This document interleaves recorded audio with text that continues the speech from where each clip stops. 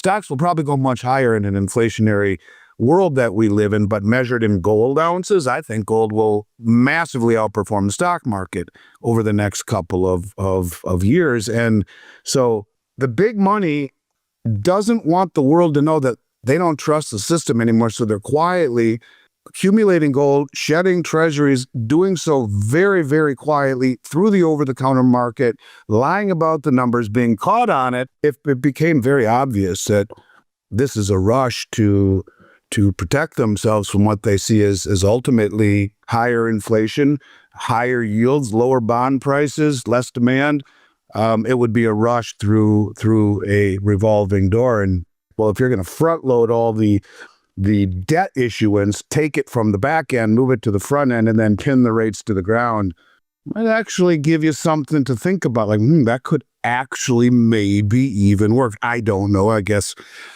we'll see. But he's going. This starts in September. $4 billion per operation. But the bigger issue is that's the second time within a month that he's come in to do this. Global financial systems are undergoing severe strain as unrestrained fiat currency creation collides with mounting sovereign debt issuance. Institutional confidence in traditional paper debt reserves is rapidly evaporating worldwide as foreign creditors begin reevaluating their exposure to sovereign fiscal instability. Andy Schectman, a renowned precious metals expert and president of Miles Franklin, contends that international monetary authorities and sophisticated entities are quietly dumping sovereign treasuries in favor of unallocated physical bullion. He projects that although stock markets may rise higher in nominal fiat terms due to monetary inflation, gold will massively outperform equities over the next couple of years when measured in real ounces. He highlights that major institutions like Goldman Sachs view their $4,900 gold target as a base case with significant upside risk, forecasting that gold prices could climb considerably higher as trust in sovereign debt completely breaks down. Now, we present the clips from Andy Schectman's interview. Before we continue to discuss this, please hit the like button, subscribe to the channel, and ring the bell icon. Thank you, and enjoy the video. If you buy back the long date and flood the front end of the curve with this debt obligation, how are you going to finance that? Then I start thinking about the Genius Act. As we talked about, every time money moves from next January forward, it will be backed by 90-day or less short-term treasuries, presumably. Not only does this kill the dual mandate of the Federal Reserve, it pins the rates to the ground. So that it will pin those short-term rates to the ground, making this short-term debt that we have probably a whole lot easier to manage. And I think you can see a pathway to this. If you can synthetically pin short-term rates to the ground through money movement, anywhere in the globe that money moves, predominantly will be backed by 90-day or less treasuries, the stablecoin bill, the Genius Act. Well, if you're going to front-load all the debt issuance, take it from the back end, move it to the front end, and then pin the rates to the ground, might actually give you something to think about. Like, that could actually maybe even work. I don't know. I guess we'll see. But he's going. This starts in September. $4 billion per operation. But the bigger issue is that's the second time within a month that he's come in to do this. Then he said something. Excuse me. To your point, petrodollar status. This is a whole different ball of wax when he says, you don't take our debt, maybe our military is our biggest deterrent or the greatest form of intervention. I mean, I've never heard anyone say anything quite that crazy where you talk about using military force if you don't buy our debt.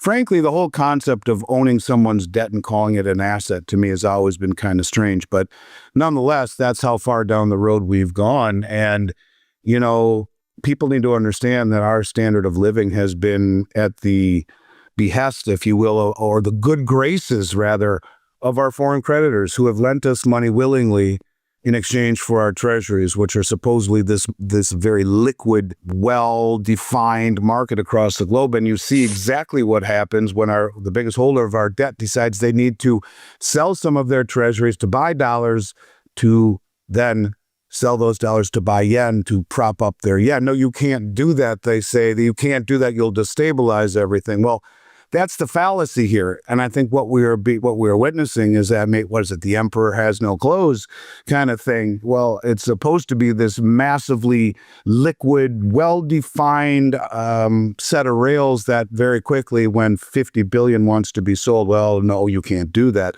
of the 1.5 trillion or so that they own. This is a problem. And the more intervention that we use seems to have lesser and lesser and lesser effects, but also not only in terms of its effects, but in terms of the unspoken effect. In other words, the consequence of doing the same thing over and over and over again, and the world starts to say, well, why do they have to intervene if the markets are so robust, so strong? Why is there intervention? Oh, I see why there's intervention. And so these kinds of things, I think, are becoming exponentially more damaging every time they step in and not let the market find real price discovery. Goldman Sachs just came out a couple days ago and said that their $4,900 gold target is not a ceiling, it's their base case. They said that that was their originally they came out and said that, but they said now the headline says Goldman sees significant upside risk to that number. In plain English, they think gold could go considerably higher than $4,900 because of this, because money is moving into gold as confidence in the dollar, and more importantly, the U.S. fiscal situation is being questioned. And I think that's what this is all about. It's just the fact that you can tell a lie over and over and over and over again, but the reality begins to show through. And I think the reality is finally showing through. Never in my lifetime, that I can remember anyway, have I seen a situation where the United States and its policies are questioned quite the way that they are globally. And I think that's going to have some effects. And, maybe if take our policies aside, I could argue that what he's doing on a policy level actually makes this country better. It certainly isn't creating a lot of friends, but you could argue it's actually that's a debate for another time. But what I am saying is, along with that, the fiscal irresponsibility, the overt manipulation, the sanctions, which, he calls them tariffs. Many of them are masquerading as sanctions or masquerading as tariffs, but they're really sanctions. These things are creating this domino effect of de-dollarization, de-treasurization, if it were a word, gold accumulation, because the lack of trust in a system that's based on trust has effects, and some of those effects begin to grow exponentially the more and more we see this intervention. And that's why you're seeing countries like China who are buying way more gold than they say. They acquired 40 tons of gold in the London OTC market, the over-the-counter market. It's the second largest monthly purchase in a couple of years, but it's being reported by the World Gold Council that's 167% more than the official 15 tons they reported for June. This is just for the month of June. And so also they acquired 48 tons through the OTC market in May. That's 380% above the 10 tons they officially reported. So they continue to increase their gold accumulation, but they're buying far more than the official data shows. And so I think that this is the same thing that we heard about the central banks, that they said they bought 16 tons in the first quarter, and the World Gold Council said, no, you didn't. You bought 244 tons, 15 times what you said. The big money doesn't want the world to know that they don't trust the system anymore, so they're quietly accumulating gold, shedding treasuries, doing so very, very quietly through the over-the-counter market, lying about the numbers, being caught on it. Because if it became very obvious that this is a rush to protect themselves from what they see as ultimately, higher inflation, higher yields, lower bond prices, less demand, it would be a rush through a revolving door. But you can see it through their actions that they're just looking for alternatives. And I think that's the bigger issue altogether. Suppressing bond yields while continuously expanding the broad M2 money supply eliminates the natural pressure release valve of the financial system. Artificially pinning short-term borrowing rates forces compounding monetary expansion directly into everyday consumer expenses, driving up the costs of food, healthcare, insurance, and tuition. Central banks across the globe are heavily accumulating physical bullion through over-the-counter channels to avoid public disclosure, frequently purchasing hundreds of % more gold than their official reporting figures state. When monetary authorities prevent authentic price discovery in debt markets and restrict foreign creditors from liquidating reserve assets, the entire foundation of sovereign liquidity falls apart. This ongoing divergence between paper manipulation and actual bullion demand is accelerating a broader global pivot away from sovereign debt rails. Now, let's get back to the interview. What we're in essence we're seeing is yield curve control, whether they want to call it that or not. By telling Japan not to sell treasuries, you're capping the yields. By coming in and buying the back end, you're suppressing the yields. And when you suppress the yields at the same time, you let money creation. Look at M2; it's going straight off the chart. Money creation is the definition of inflation. We have been conditioned into believing it's rising prices. The consumer price index, CPI, rising CPI, is the symptom of higher inflation. It is not inflation. Inflation is inflating the money supply. When you increase M2, you're inflating. Now, the problem is what M2 or that increase in money supply, a lot of that money has gone into financial assets, which is not calculated by the CPI. And so we're not seeing the true effects of inflation measured by the CPI the way that we should. This is the Cantillon effect, where the wealthy get wealthier because they take that money right away and they buy assets that go up in this inflationary environment.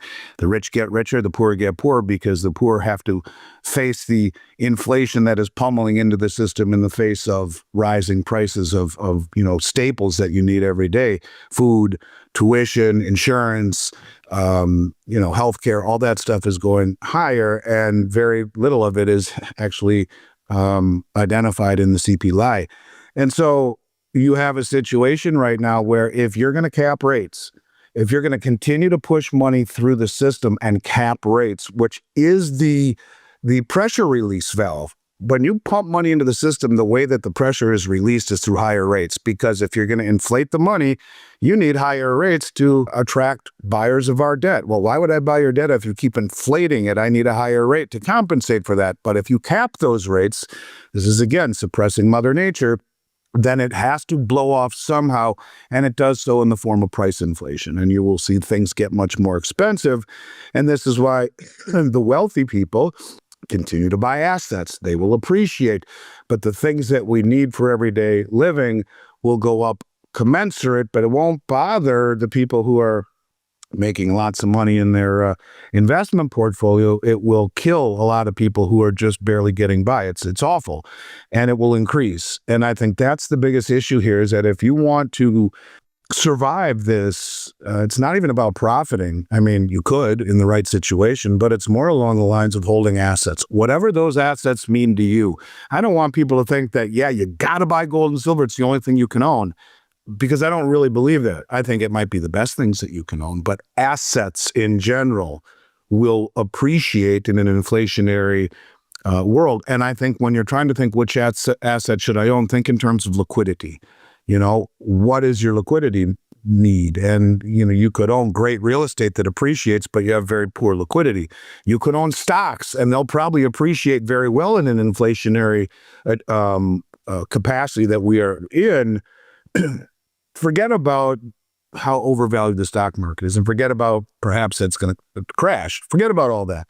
Stocks will probably go much higher in an inflationary world that we live in, but measured in gold ounces, I think gold will massively outperform the stock market over the next couple of years. And so measure your assets in gold ounces to see how they're doing, and you'll see very quickly that gold and silver probably perform a lot better than most people think. They're not just the tortoise that everyone thinks they are. They sniff out the fiscal irresponsibility, and it's being front run right now. These markets are by sophisticated investors who understand it. So the moral of the story, the answer to your question: save in assets, period.